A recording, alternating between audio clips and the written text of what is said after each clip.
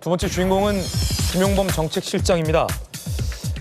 단일 종목을 추종하는 이 2배 레버리지 ETF 상품을 도입한 정책 결정의 장본인으로 김용범 정책실장이 지목됐는데 여권 내부에서도 강한 비판이 나오고 있습니다. 여기저기서 정책 실패 비판이 확산되고 있습니다. 청와대 일각, 김 실장이 책임져야 할 때 아니냐. 청와대 일각에서 이런 얘기 나온다는 거예요. 정책 책임자가 국민 탓을 하면 안 되지. 그 역풍 불어요. 왜냐하면 김용범 실장이 이렇게 했군요. 우리나라 코스피가 이렇게 막 폭락한 건 개인 투자자들이 그렇게 막 역동적으로 투자하는 특성 때문에 그렇다. 레버리지 탓이라는 얘기는 죽어도 안 한다라는 얘기죠. 개인 투자자 탓을 돌린 거예요. 그러다 청와대 일각에서도 뭐야 정책 책임자 국민 탓을 해. 저 역풍 분다. 이런 얘기 나온 거죠. 자, 민주당의 복수의 정무위원 좁혀졌어요. 정무위원으로. 아니 이 사태에 대한 책임자가 사퇴해야 한다는 게 국민 여론 아니냐? 마땅히 책임져야 할 상황 아니야? 이런 얘기가 나오고 있어요. 급기야 여당도 모르는 사이에 레버리지 상품 출시됐다 이런 얘기 나왔습니다. 들어보십시오.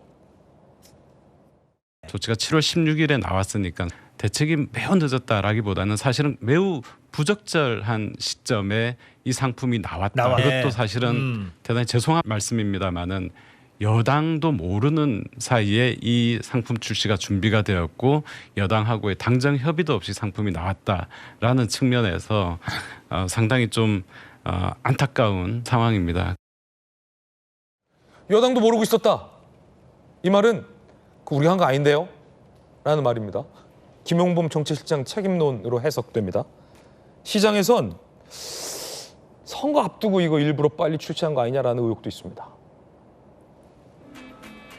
금융위 회의용 문건 단일 종목 ETF 출시 시점은 하반기가 어떠냐? 4개월 후 지선 일주일 앞두고 고환율 억제 명분으로 국내 시장에 등장. 자, 그러자 금융위원장 이런 얘기했습니다. 들어보시죠. 지방선거를 앞두고 증시를 부양해야겠다는 청와대의 압력이 이 상품 출시로 이어졌다라는 시장의 지적이 있습니다.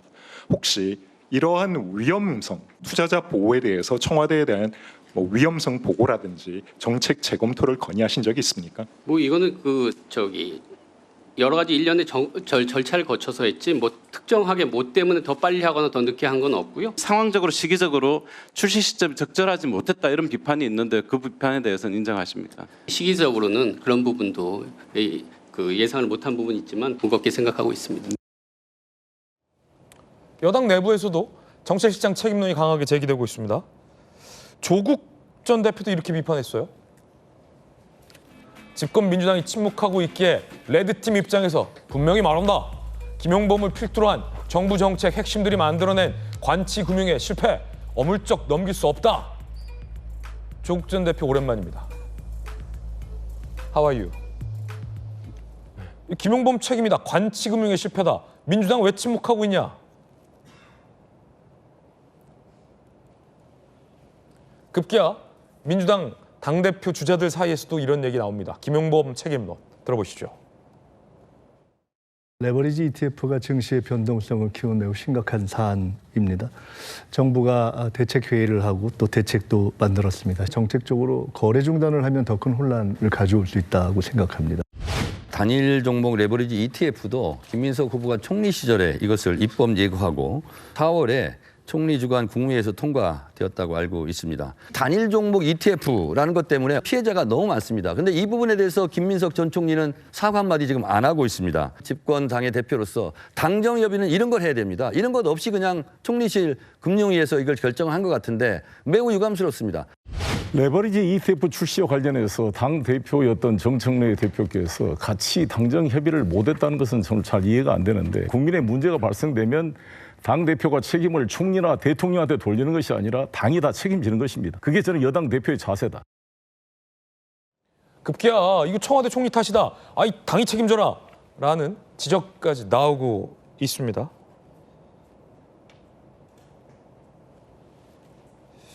이거 ETF, 레버리지 ETF 누구 책임입니까, 안녕하는? 국민들 책임입니까? 일단은 누군가는 책임을 져야 됩니다. 누가 책임져야 된다. 일단은요. 아니 개미 투자자들이 10조를 날렸습니다. 와. 그다음에 ETF까지 합치면 65조를 날렸습니다. 야. 그게 사라졌습니다. 누군가는 책임을 져야 되죠. 저 무모한 정책을 만든.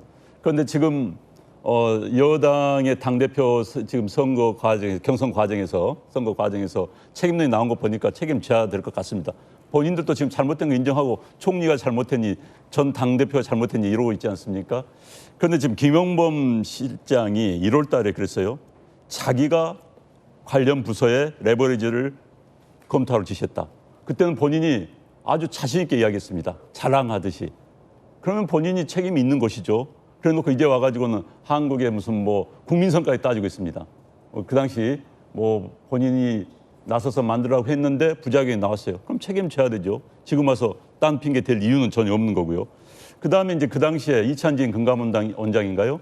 엎드려서라도 누워서라도 막았어야 했다. 문제점을 다 알았다는 겁니다. 그 당시에 전문가들은 관련 공무원들은 그럼에도 불구하고 강행을 지시했다라고밖에 볼 수 없는 거예요. 그럼 강행을 지시한 사람이 누군가? 김용범 실장인가? 더 윗선인가? 이것도 우리는 밝혀봐야 되는 겁니다. 그렇기 때문에 지금 총선 지방선거를 앞두고 이것을 풀어서 주가 지수를 올리려고 했다라는 의혹까지 나오고 있는 겁니다. 만약에 그렇다고 한다면 선거를 위해서 정부의 행정 권력이 동원됐다. 이건 부도덕한 것이죠. 있을 수는 없는 겁니다. 그런데 이런 과정에 대한 조사는 분명히 필요하다.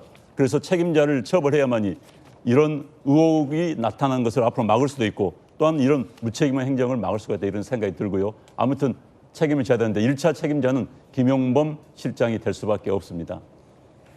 국민의 투자 성향을 언급했던 김용범 정책실장의 발언이 굉장히 지금 개미 투자자들 사이에서 논란이 일고 있다는 보도도 나오고 있습니다.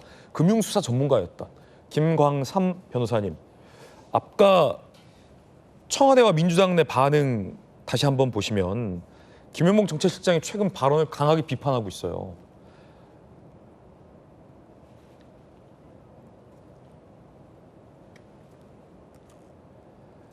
우리나라 개인 투자자들의 투자 성향 때문이다. 청와대 일각, 정책 책임자가 왜 국민 탓을 해?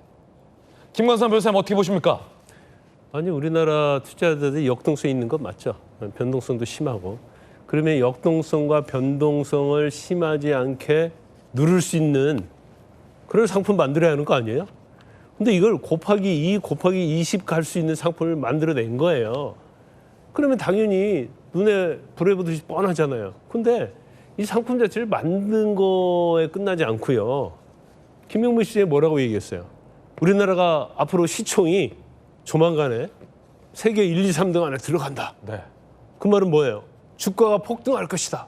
주가가 폭등하면 ETF 레버리지가 곱하기 2 아닙니까? 엄청난 돈을 벌 수 있다. 국민들이 주식 전문가가 아니고 증권이나 금융 전문가가 아니에요. 그러니까 정부의 말을 믿죠. 김용범 정책실장 말을 믿죠.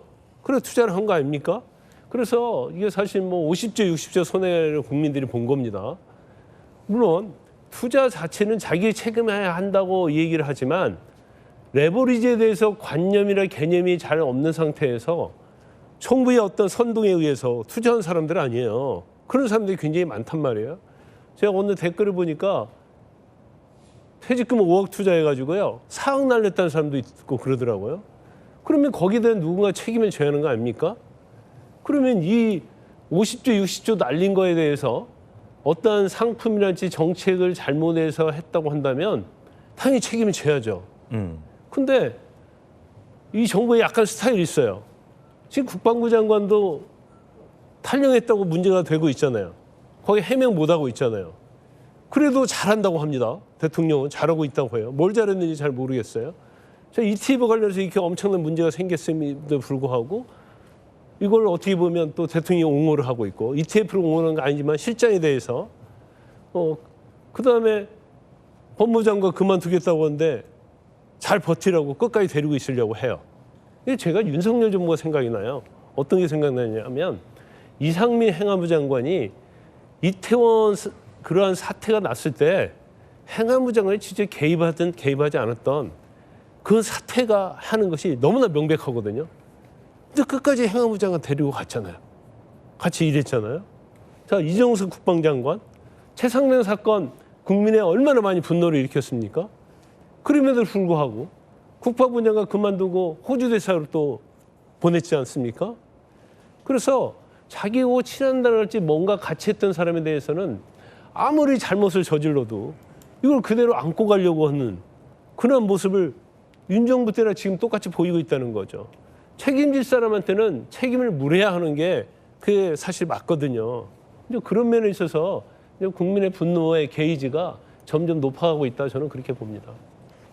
김유정 의원님 어떻게 보십니까? 레버리지 ETF 출시 책임론. 아니 다이내믹 코리아 몰랐어요? 다이나믹 코리아 몰랐냐? 네. 국민들도 얼마나 역동적이에요. 그렇죠. 다 알고. 근데 저는 코스피 5천 조기 달성이 좀 독이 된 것 같아요. 그게 독이 됐다. 예, 독이 된 것 같고 곧 만피다 이렇게까지 내다봤었는데 그렇게까지 9,300 가다가 갑자기 이렇게 뚝 떨어진 그 사이에 대책이 있어야 되잖아요. 그게 좀 너무 안이했다라는 생각이고요. 그다음에 지금 이것 때문에 얼마나 그러니까 역동성, 변동성이 심한데 거기에다가 이 레버리지 ETF가 기름을 부은 거잖아요. 심화시켜 버린 거잖아요. 그러면 금감원장도 내가 들어 누워서라도 막았어야 되는데라고 후회한다면 개인적인 후회가 아니라 누군가는 책임을 져야죠. 그게 고위공직자의 자세가 아닐까 생각하는데 예탁금을 조금 상향하고 3천으로 그다음에 교육 시간을 좀 늘린다고 해서 이 문제가 해소될 것인가. 지금 약간은 그래도 조금 잡히고 있는 것 같긴 한데 그럼에도 불구하고 근본적인 대책이 되기는 어렵다라는 시장의 얘기가 있잖아요. 그런데 브라질 가서 꼭 저런 얘기를 했어야만 했는가.